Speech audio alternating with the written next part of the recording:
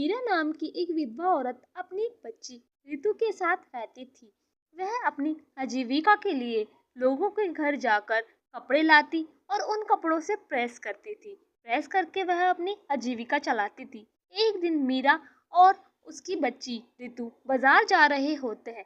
तभी रितु अपनी माँ से बोलती है, माँ माँ मुझे वो चीज चाहिए। नहीं बेटा, वो ठीक नहीं है। नहीं माँ, मुझे वही चीज चाहिए। नहीं बेटा, ऐसे जिद नहीं करते। नहीं माँ, मुझे वही चीज चाहिए। माँ मुझे वही चीज चाहिए। आप मुझे कुछ भी नहीं दिलाते माँ।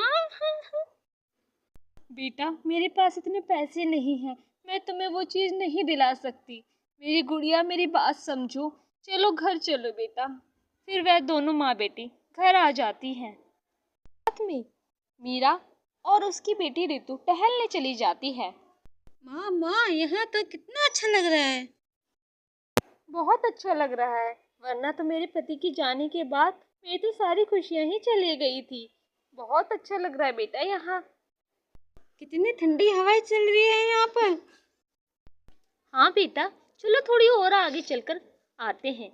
फिर रितु और मीरा आगे जा ही रही होती हैं कि एक लंबी कार तेजी से मीरा को उड़ा देती है और मीरा का सर किसी नुकीली चीज पर लगने की वजह से फट जाता है और पूरी सड़क पर खून खून होने लगता है। रितु अपनी माँ को इस तरह खून में लथपथ देखकर रोने लगती है और मीरा एक चुड़ैल में बदल जाती है। हाय हाय, मेरी बच्ची कैसे रो रही है, ये मुझे क्या हो गया, मैं मर कैसे गई और मैं चुड़ैल कैसे बन गई। तभी मीरा की नज़र उस प्रेस पे जाती है। हाय, मैं इस प्रेस से टकराने की वजह से मर गई। अब मेरी बच्ची का क्या होगा, वो कैसे फूट फूट के रो रही है। अभी तो इसकी क्या ही उम्र है, इसके बापू भी नहीं रहे और मैं भी एक चुड़ैल बन गई। अब मेरी बेटी का क्या होगा। तभी मीरा रितु को अपनी गोद में उठाने की कोशिश करती है, पर वह चुड़ैल होने के कारण उसे गोद में नहीं ले पाती। अरे, मैं तो अपनी बेटी को छू भी नहीं पा रही हूँ, अब मैं क्या करूँ। तभी चुड़ैलों की रानी वहाँ आती है और वो बोलती है, अब तुम चुड़ैल बन चुकी हो, चलो मेरी दुनिया में। पर ऐसे कैसे चली जाऊँ मैं, मेरी बच्ची अकेली है, उसका पालन पोषण कौन करेगा, उसका मेरे सिवा कोई नहीं है, मैं ऐसे नहीं जा सकती। ठीक है, मुझे तुम्हारी बात समझ आ गई है। मैं तुम्हें एक जादुई प्रेस देती हूँ जिससे तुम लोगों के कपड़े प्रेस करना। हाँ, मैं कपड़े प्रेस करके अपनी बेटी का पालन पोषण करूँगी, पर मैं प्रेस कैसे कर पाऊँगी, क्योंकि मैं तो अब एक चुड़ैल बन चुकी हूँ। हाँ, मैं समझ गई तुम्हारी बात को। वो एक जादुई प्रेस है जिससे तुम जिस भी इंसान के कपड़े प्रेस करोगी उसके कपड़ों पर एक बार प्रेस करने से सारी सिलवटें हमेशा के लिए चली जाएंगी और कपड़े नए चमकदार हो जाएंगे। इससे तुम्हारी आमदनी भी बढ़ेगी, तुम अपनी बेटी का पालन पोषण भी अच्छी तरह से कर पाओगी। अब तो तुम खुश हो ना, अपनी बेटी का ध्यान भी रख लेना इस तरह से। वो जादुई प्रेस मैं तुम्हें देती हूँ। हाँ चुड़ैलों की रानी, तुम्हारा बहुत बहुत धन्यवाद। इससे मैं अपनी बेटी का पालन पोषण तो कर पाऊंगी। मेरी बिटिया अकेली नहीं पड़ेगी इस संसार में, उसका मेरे सिवा कोई था भी नहीं, लेकिन अब मैं उसका पूरा ध्यान रखूंगी। मैं उसकी माँ और बापू दोनों बन के उसकी देखभाल करूंगी। चुड़ैलों की रानी मीरा को एक वरदान देती है कि वह सुबह 5 से लेकर शाम 7 बजे तक सबको दिखाई देगी और सारे इंसानों वाले काम कर पाएगी। अपनी बेटी को दिखेगी, अपनी बेटी को छू सकती है, उसे गोद में भी ले सकती है। ये वरदान पाकर मीरा जैसे एकदम खुशी हो जाती है और बोलती है, धन्यवाद चुड़ैलों की रानी, आपने मेरी बहुत मदद की। अरे, मैं तो सभी चुड़ैलों की मदद के लिए ही हूँ। फिर चुड़ैलों की रानी मीरा के हाथ में प्रेस थमाकर वहां से गायब हो जाती है। फिर मीरा अपनी बेटी की तरफ देखती है और बोलती है, बेटा चुप हो जाओ, तुम क्यों रो रही हो, मैं तुम्हारी माँ हूँ, आओ अपनी माँ के पास। नहीं नहीं, आप मेरी माँ नहीं हो सकती।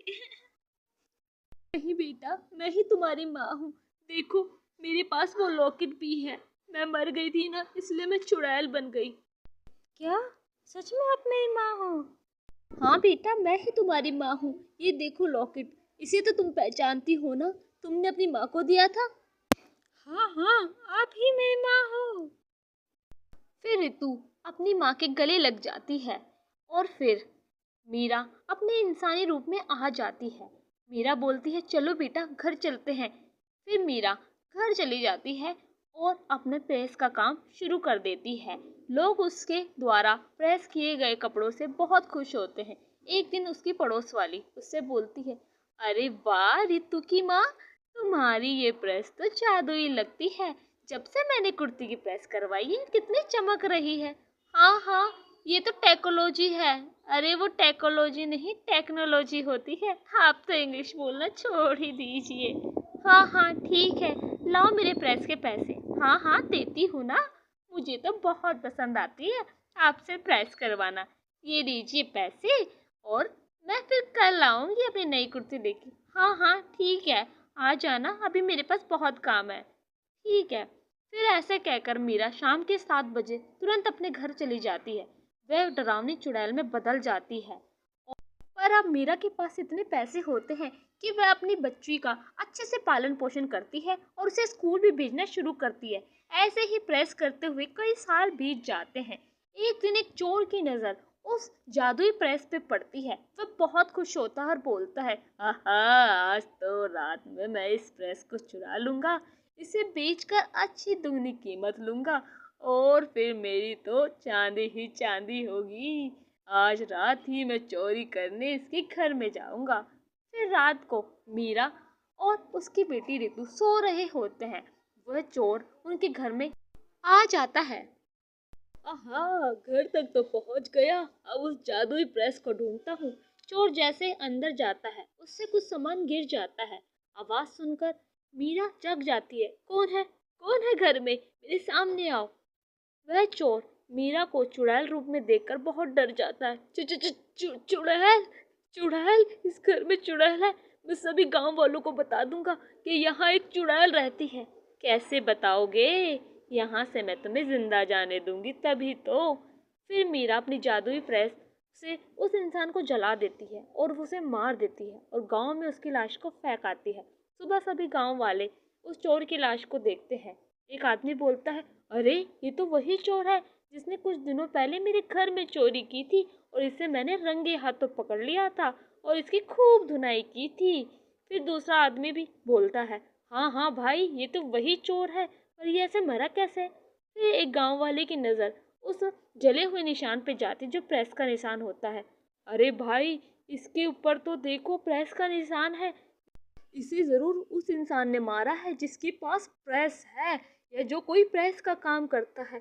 अरे हमारे गांव में तो सिर्फ एक ही प्रेस वाली है, वो है मीरा जी। क्या इसे मीरा जी ने मारा है? हाँ भाई, चलो आज रात ही हम मीरा जी के घर पे चलते हैं और सारी बात का पता लगाते हैं।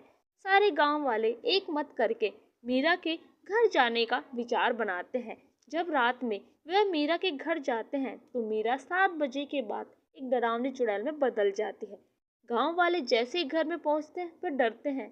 अरे अरे डरो मत, मैं मीरा ही हूँ और मुझसे डरो मत। अरे तुम मीरा नहीं, तुम कोई चुड़ैल हो। अभी हम मीरा जी को बुलाते हैं और सब गांव वालों को बुलाते हैं और एक तांत्रिक बाबा को लेकर भी आते हैं जो तुम्हें यहाँ से भगा देंगे। अरे अरे, मैं तुम्हें सारी सच्चाई बताती हूँ, किसी तांत्रिक को लाने की जरूरत नहीं है। एक गाड़ी वाले ने मुझे कार से टक्कर मार दी थी, तब से मेरी मौत हो गई और मैं एक चुड़ैल बन गई हूँ और मैं यहाँ किसी को कोई नुकसान नहीं पहुँचाऊंगी, बस अपनी बेटी का पालन पोषण करूंगी। हाँ, पर तुम यहाँ से जाओगी कब? तुम यहाँ मेरी बेटी अपने पैरों पे खड़ी हो जाए, वह अपना जीवन अच्छी तरह से जीना स्टार्ट शुरू कर दे, फिर मैं यहाँ से चली जाऊंगी। तब तक मुझे इस गांव में रहने दीजिए, मैं किसी को कोई नुकसान नहीं पहुँचाऊंगी। फिर रितु अपने पैरों पे खड़ी हो जाती है और चुड़ैल भी वहां से चली जाती है।